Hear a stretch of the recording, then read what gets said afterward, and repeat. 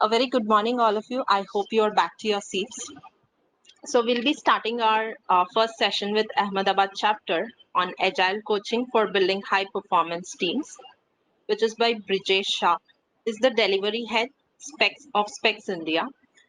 I would request Dr. Kushlu to facilitate. So, good morning, folks, and very warm welcome. First of all, I hope all of you are safe and well in this current strange time. And thank you so much for joining me today. I'm really excited, to walk through this presentation as it is one of my favorite topic, and I keep practicing like building high performance teams for startups to corporates. So I have a huge experience on this domain. So I'm really excited. And first of all, and thank you so much, Agile Network India, for providing this opportunity. Okay, I think we can move on. You can move to the next slide, please. Yeah. So very quick introduction about myself. I'm Brijesh Shah. I'm having 19 plus years of experience in IT industries and last 10 plus years in coaching and the leadership roles. I'm currently working at SPEC India as an enterprise delivery heads and looking after for all enterprise accounts at SPEC India. I was also part of various community platform that include the PMI India uh, champion program, discipline agile champion program, and so far I have trained 500 plus professional in agile and project management, and I'm holding various top 100 credential across the globes. So that is a very quick introduction, and without further time, I think we can move to the next slide. So here is the agenda. Today we are going to talk on team and high performance teams. Then we quickly talk on high performance teams, key characteristics, and how we can achieve this high performance. Then we talk on agile coaching and their competency, and then we connect the dots. If you can move to the next slide, please. So let's start with very basics, try to understand what is the team all about.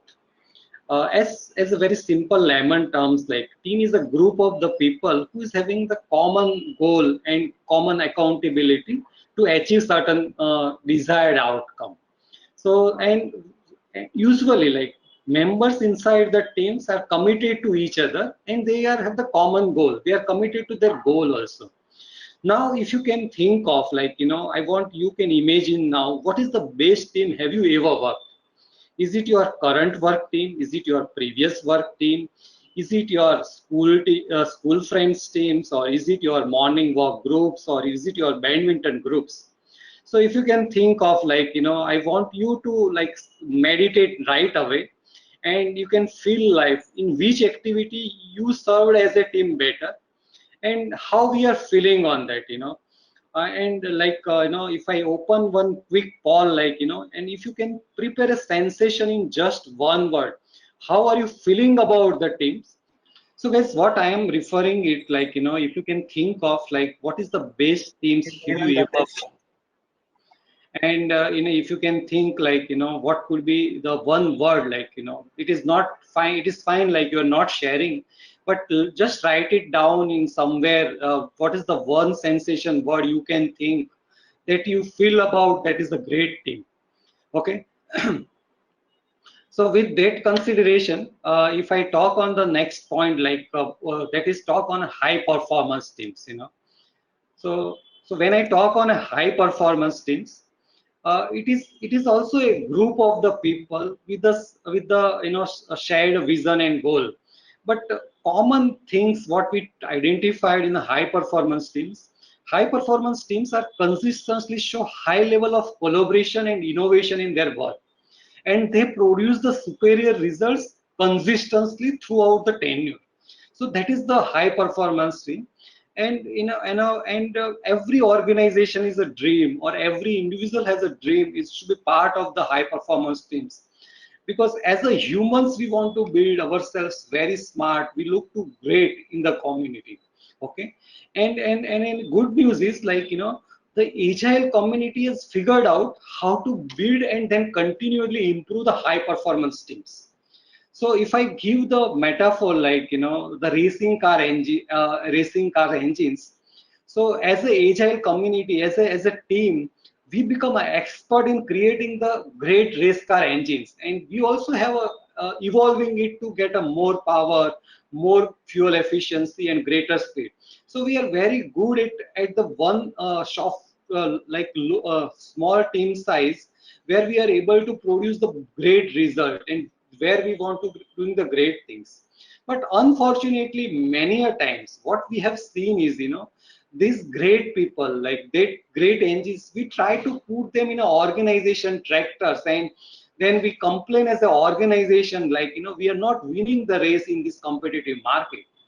So in reality, what we need to do is, we need to take our great race car engines into put them into the racing cars, and we need a great crew, and we need a great driver, and we have to provide them in somewhere so they can part of the race, and then they become the great organization.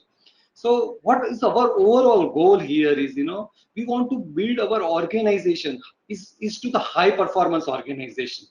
So so we look as a team, is an organization as a team, and in order to become a learning organization, in order to become a lean organization, it should be it is a more prominent, and it is a most required thing in current science of the current essence of the world. So at present, as per based of my knowledge, and as per based way I'm working with the various people across the globe, there is no quick fix. There is no silver bullet in order to build the high performance. And that is all about a journey.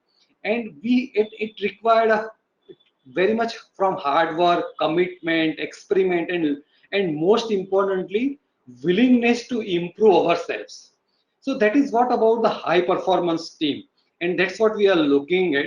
And today we are going to talk on some of the characteristics and some of the research which can help us, that can apply in our organization, that can apply in our teams, our community, in order to build the high performance teams. Nupur, if you can move to the next slide, please. Yeah. So it is a very common phenomenon nowadays. Like, any problems we are having, anything we are having, we do the Google search first. And Google is the having the highest traffic on the search engine.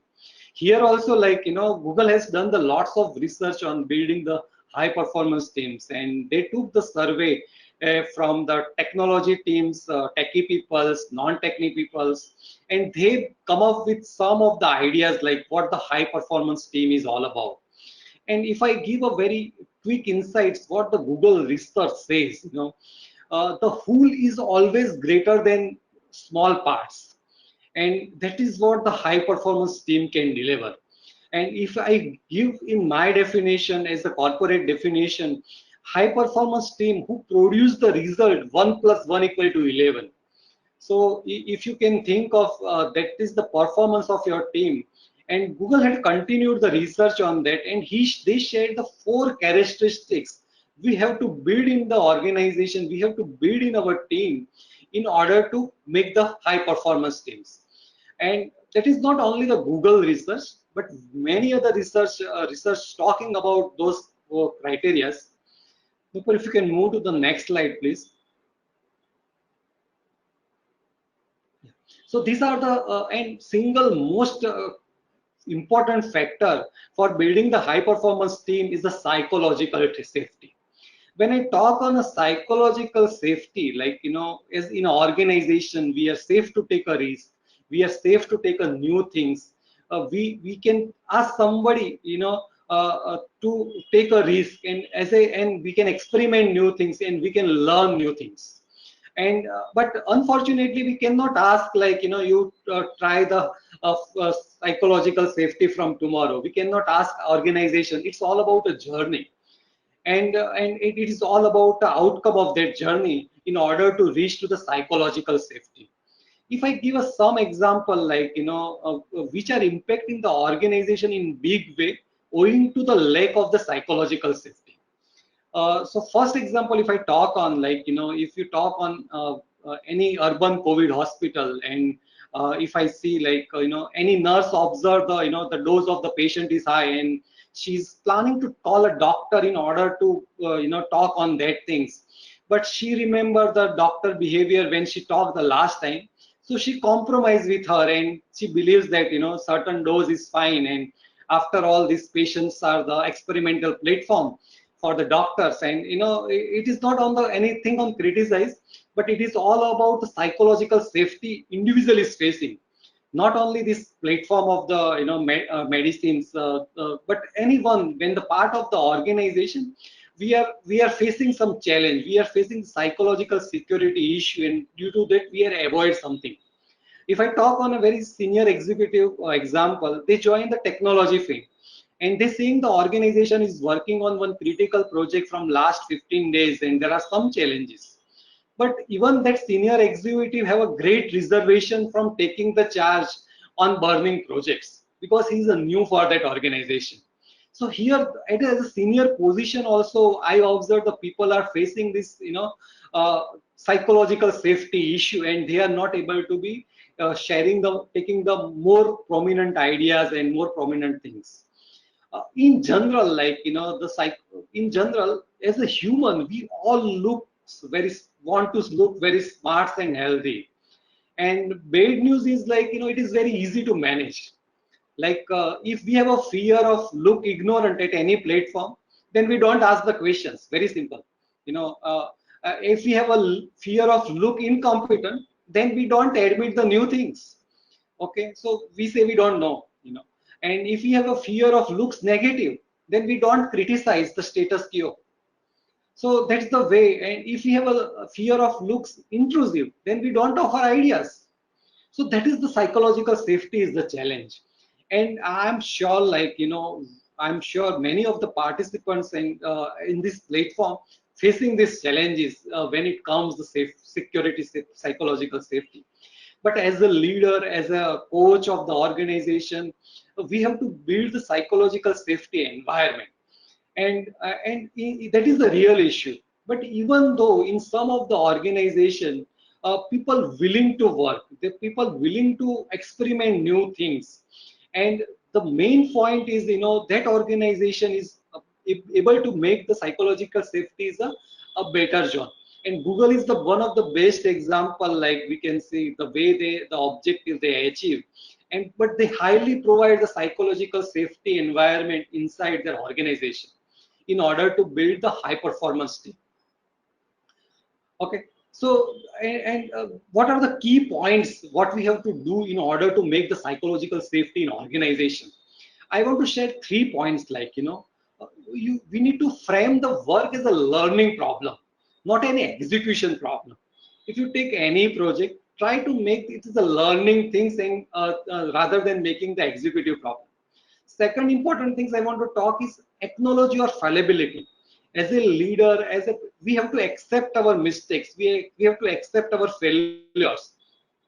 So that will also create the environment of the psychological safety when your peers are showing that the leaders are is willing to share his failures, willing to take his fallibility. And third important things is we have to very curious, and we have to ask lots of questions to teams, lots of questions to ourselves in order to make our organization more psychological safe.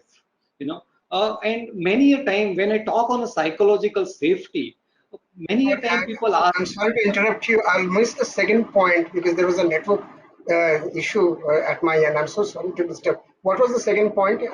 Because I could understand the first one, but the second point you have said, I missed that. Yes, second point is like acknowledge your fallibility.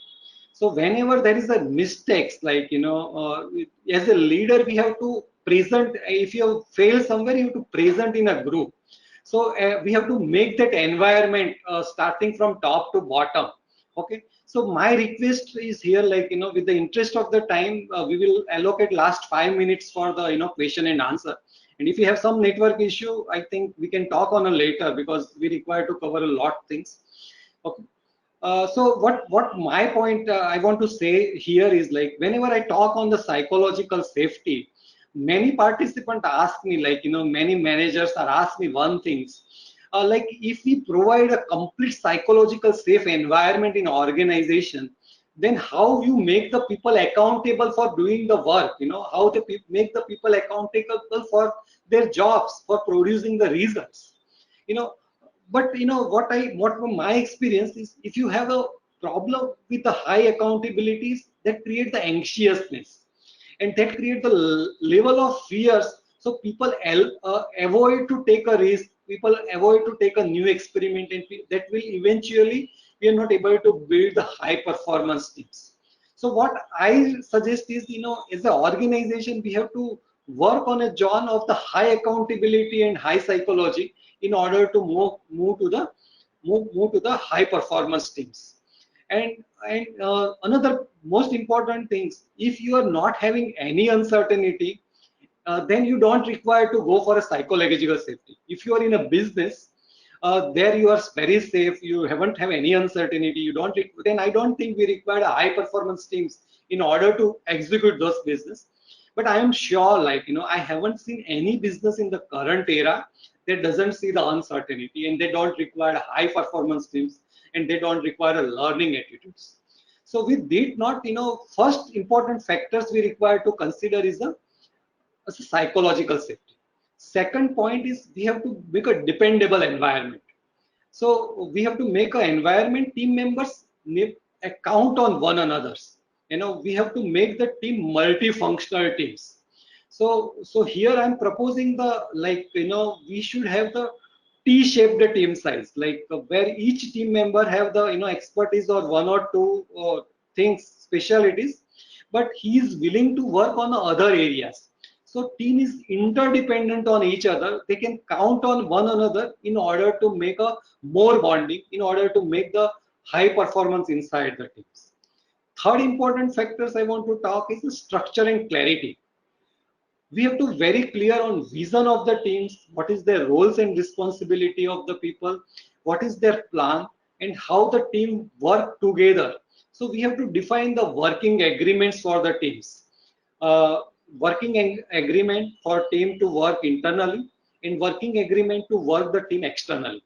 And that structure and clarity will another key factor in order to build the high performance teams. Fourth is, we have to talk on the meaning and impact of the work. The team should be working on something that provides meaning to them. In this era, team members must be treated as a volunteer, because they work here. The workers, team members, take their mean of the production. They want to be, they want to know what the impact they are generating. Here they want to engage with the stakeholders, they want to participate, they want to know what the things they are generating and what the outcome they are producing.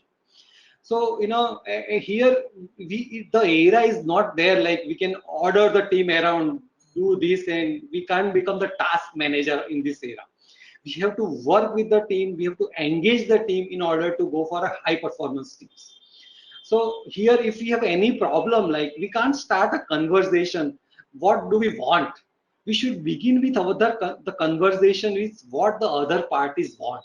What are their values? What are their goals? That should be the starting point, and what is the impact we are generating if we are solving these problems. So these are the 4 key characteristics we have to adopt in organizations where we are working in order to build the high performance teams. First is the psychological safety. We have to dependent teams.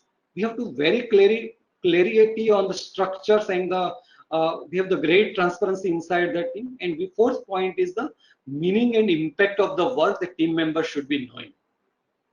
If you can move to the next slide, please. And what are the key steps what we are going to achieve? So first things we have to go is about a positive vibes.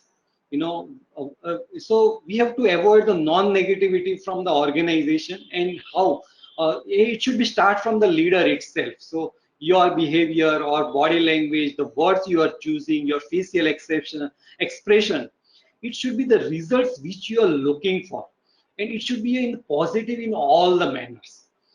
On the positive bias first, second things I want to share, avoid the negotiation.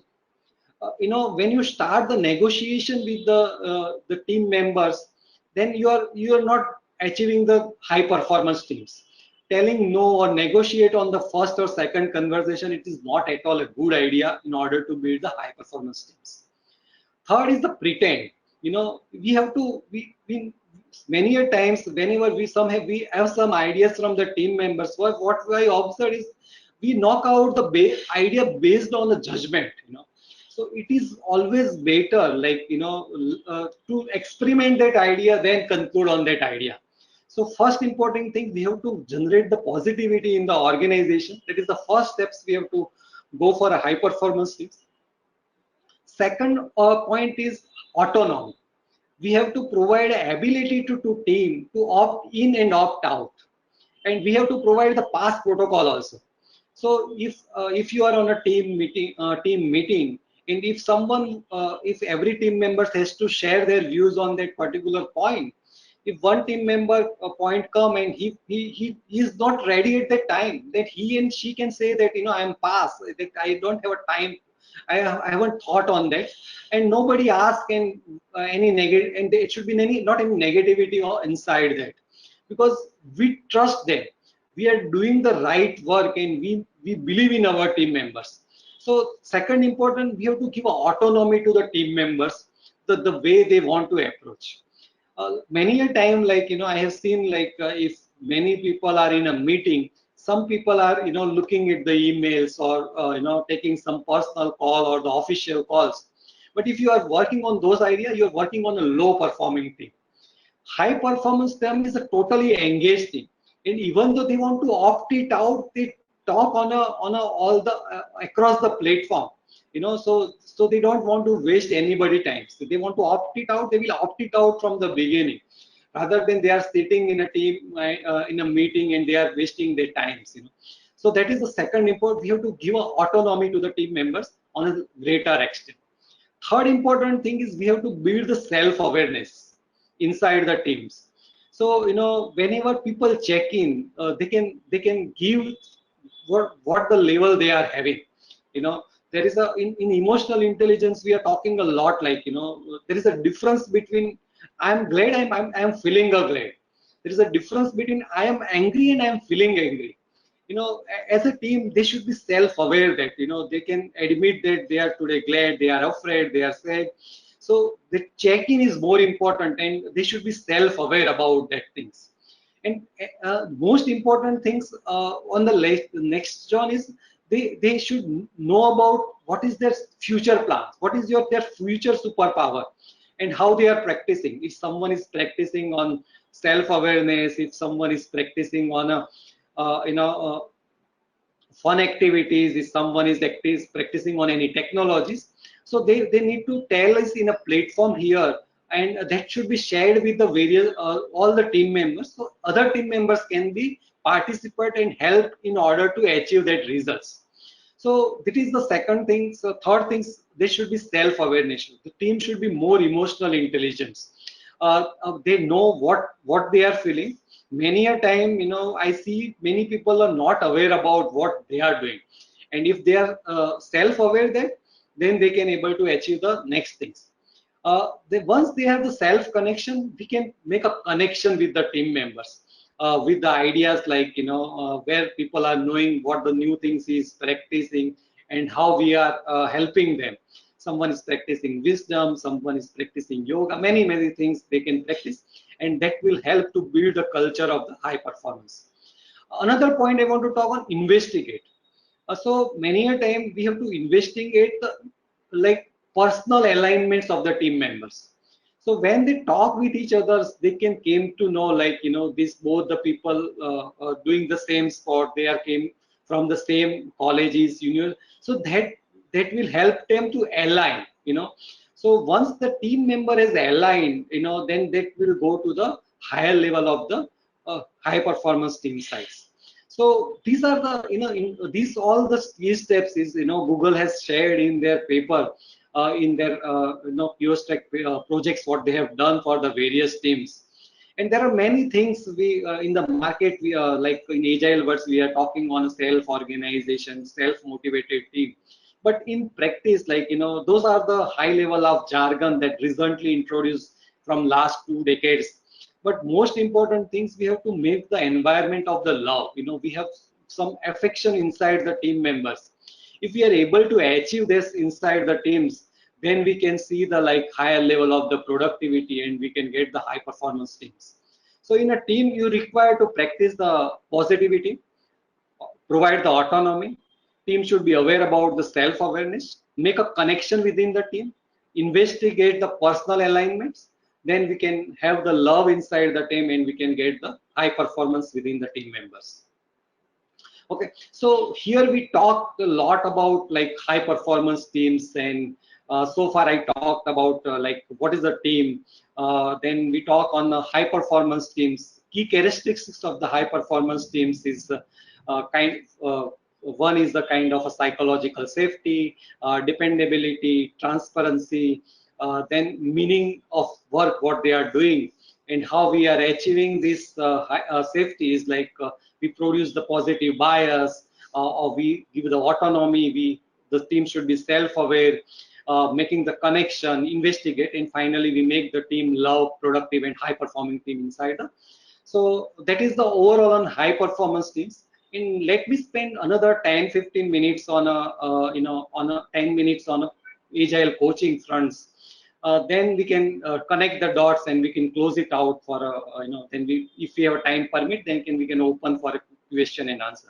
But before that, any questions on high performance teams, I want to address right away. If we can, one or two questions we can take right. British, as you said, you are doing this creating high performance team. So in your organization, have you done, as you said, maybe you've done that. So do you have any sort of case study which you have written, which we can refer? So I can share some of the practice, but because I work with a various consulting firm where I am in the role of agile consulting and agile transforming and high performance teams. But whatever we can share, I can share it with on the group itself. Okay. Yeah, thanks, Rajesh. Yeah. Okay. So I think Nupur, we can move to the next slide, please. Move to the next slide. One question here. Yep. Sometimes we see that top management compare two teams on basis of velocity. So that is one of the anti-pattern. So what are your suggestions? How we can, Yeah, I think it is a great question. Yeah. So basically, we are taking the velocity in the wrong way. Velocity is based on what kind of teams you are having, what level of the team you have opt on the time, and what kind of problem they are solving on that project. So project A and project B is having the different teams, different customers, different stakeholders, different problem statement. So the measurement of the velocity is different for a team A and team B.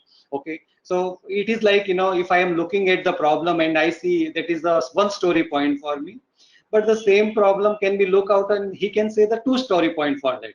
But so we as a team, we have to educate our senior management the way we require to take the velocity in the idea.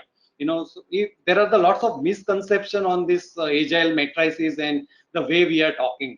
As per based of my knowledge, the senior management team should opt for one agile session where they can understand this terminology, and then better we can put on that question. So my personal guidelines is not internal, but have your senior management to go for one like Scrum or many good platforms. They are providing the senior management training. They offer that, and they can understand what then you can win the race. That's what I am doing in my organization or where I am working. Thank you so much. Yep. So yeah. So if I give, I'm not going to talk on a definition, but what is the coaching? The coaching, I'm talking just a professional coaching. Coaching is all about facilitating the coachee in think through his problem and finding the solution. So when you are as a coach, it is not about providing the solution. It is all about fixing the thinking process. So whenever someone comes to you with a problem, if you have one Scrum Master and he came to you and he say I'm not able to finish my daily stand-up meeting in 15 minutes. So rather, if you know he is a certified Scrum Master and he's practicing this from 1 or 2 years, then rather than providing a solution like this, the way you operate, you have to coach him. You have to ask them the question, and you have to think through his process so that he can find the solution himself. That is the role of the professional coaching is all about. And if I talk on a bit like key characteristics things, if you can move to the next slide, Nupur. So in general, like if when we are talking on a coaching, it is all about facilitating the positive changes by improving the thinkings, and we have to provide the self-awareness by showing the blind spot. We have to show the mirrors to the person when you are in the coaching session. Okay, so like many a time, like when we are talking on a psychological safety and we are talking on a positive bias in a workshop, we try to give some example, like someone is invited you for a lunch and you are not able to attend the lunch, then how the conversation is happening. If you are I want to achieve the lunch, I want to do the lunch with you, but I am having the so and so conversation, commitment, so and so things, meetings. So rather than using the but, if you can use a and, that will give the more positivity. So those are the practice we have to follow when you are doing the coaching session with the things. Rather than giving the solution on a problem, you have to think through the problem, and they will find the solution. Like I usually give an example of CEO of or the bureaucrat on a senior position in government. Consider yourself as a CEO of the organization, and many of the department like marketing, finance, and many sales and operations. Many departments are reporting to the CEO of the organization, and maybe CEO may not knowing the he's not the subject matter on the problems. And if you can think of, like if marketing head goes to the CEO and ask, there are some problems with the marketing in order to get a better market. So CEO may not there, if he cannot just sit with the marketing guy and analyze the data and providing the solution, he can't be able to sustain the other department. What the CEO is doing, CEO knows, like this marketing guy is a more eligible guy. He's the more subject matter expert than me in that particular problem. So on that particular moment, he's talking in a way so that that marketing guy can think through about the problem and he can find a solution. So that's the way the things are going in coaching session also. Okay, so many a time what I observed is, like when we are working with the team members, we have hired the great engineers in a team, but when it comes to the and their engineers are capable to solve their complex problem in their day-to-day life, but when they come to the project or the work, we try to instruct many things. We are try to give the solution of each of the problems. I'm not saying, like we should not give, but we have to assess the team level, and based on that we require to go for the next steps. So that's what the coaching is about. But when we talk on agile coaching covers many aspects. That covers the training aspects, that covers the mentoring aspect, that covers the coaching aspects. Nupur, if you can move to the next slide, please. So these are the key things as a agile coach we do practicing. We conduct the training, we conduct the guidance of the agile practices, the team, when the newer team members are there. But usually, like when we are in the teaching, we have the fixed agenda. We don't know what the solution the team members are looking at. Second time, many a time, coach, we have to play a role of mentoring, and this mentoring role, it is kind of a, we have to observe how the team, like this particular Scrum Master is working, and we work along with him, and we try to fix where we are missing the points. That's way, that is the mentoring role that also agile coach is a greater extent. Coaching we talked on detail. Another most important competency as a agile coach needs to develop is a facilitation. what is the facilitation? It's all about, we are helping a group to solve the problem. So when you are in the, facilitator of one of the meeting, or when you are a group of the people is doing the brainstorming, you are facilitating them. So what is your role? Like as a facilitator, we ensure we create an environment where people can talk. People can talk. We provide the psychological safety. Many a time, like, if we are not providing such a platform or processes on hands, many of the people do the self censorship. If they want to say something, but they are not sharing because they feel like, I look stupid. So they are, curtain the ideas, and many a time we are missing that idea, and that we are not able to achieve the desired result of that particular meeting. So as a facilitator, coach needs to provide a, container, not the content. They influence the team. They provide the certain buckets where the idea can be put in, where the idea can be filtered with certain criteria, and where the idea can be achieved in a particular result. So that is the most important things when you are working as a senior team members, when you are working as a coach. Many a time we have to solve the complex problem. We have to facilitate the team members by providing the content. We have to very careful. We should not be a content part. We should be a container part, because we have to believe in our teams, and we know we have the team members we are working on that particular problem are more a subject matter expert in that particular field rather than we are expert on that field. Another skill is about emotional intelligence. When I talk on emotional intelligence, anything the formula works like emotions plus response is equal to outcome. So there is, as I said previously, like, there is a difference between I am angry and I am feeling angry. So if I give very famous metaphor, like we all have a subconscious mind, and that is the bigger portion of the iceberg. And sometimes we take a metaphor of the elephant. We have a subconscious mind, that is our elephant, and we are having the conscious mind, and that is the rider or sitting on top of our elephant. And many a times, our rider is controlling our elephant. So subconscious mind driver is our conscious mind. So if you want to reach from destination A to B, your rider is telling your subconscious mind, and you are able to achieve your ways. But many a times what will happen, like, in this world, the elephant got angry and the rider will be tossed out, and we will see the lots of consequences. Many a time we will not able to control our rider, and we are facing the various subconsciousness in our professional life and the personal life. So and as a coach or as a leader, we just not want to control our elephant, or we just not want to control our emotions. We have to control other people's emotions also. So there are the various stages of the emotional intelligence. Like first step we talk is the self-awareness. We ensure that the event which makes us feel happy, which makes us unhappy. So the first step on emotional intelligence is the self-awareness.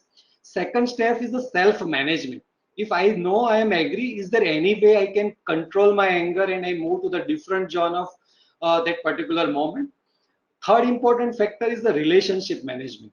If we are able to understand the emotions of the other people, and if you are able to convert the emotions of the other people on a better way, that is the way we require to manage our emotional intelligence. And as per my experience, like, we don't have a ability to control any other people's emotions. Only things is, silent can help us on that particular time. If any of your team members is charged up, and if he is irrational, and even though if you give a logical reason, he is not going to accept that reason. You have to give us some, you have to pass the moment, then only you can talk with him, and you can able to convert his feelings on the different, and you can able to justify your points. So you have Hi, to understand. Brijesh. Brijesh, I'm sorry to interrupt you, but Yeah, yeah, I just wanted to remind you on the time. We are just left with 2 more minutes. If we can yeah, yeah. quickly. Yeah, sure, sure. I'm on the right Thank track, you. because we have Thank started you. 5-10 minutes late due to some Right. glitches. So I'm about to finish. Okay. Okay, no So worries. that is Thank you. on the emotional intelligence. We also try to navigate our conflicts. And as I say, powerful questionings, like if you want to make a psychological safe question, we have to keep asking question ourselves with the lots of curiosity, and that help us to make the people more. And another important the world is moving towards is the servant leaderships.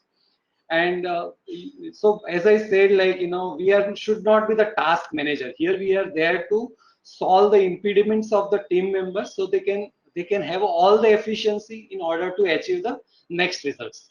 Okay, if you can move to the next slide, please. Yeah, so that's now let's connect the dots on that. Okay, so like so what we talk on many points, like we have a various skill sets we have achieved, and that will surely help us in order to build the psychological safety.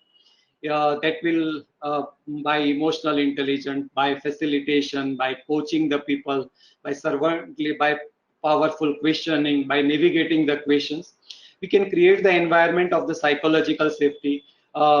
We can make our team dependent by various coaching sessions. We should be clearly communicate about their roles, and we should bring the transparency on our teams, and that will help. This coaching competency will help to generate these values in order to build the high performance teams. So once we have a high performance teams, let's move to the next slide. If you like, that is the last slide, and that is the true metaphor. Like if you are able to make the roots of dependable psychological safety, then you can get the various fruits in your tree by having the high performance teams inside with you. Okay, so that's all from my side. I think I tried slightly quicker on one or two slides because there are some initial glitches on the platform. But I hope I have covered all these points, and now I can open for a question and answer. Move to the next slide, please.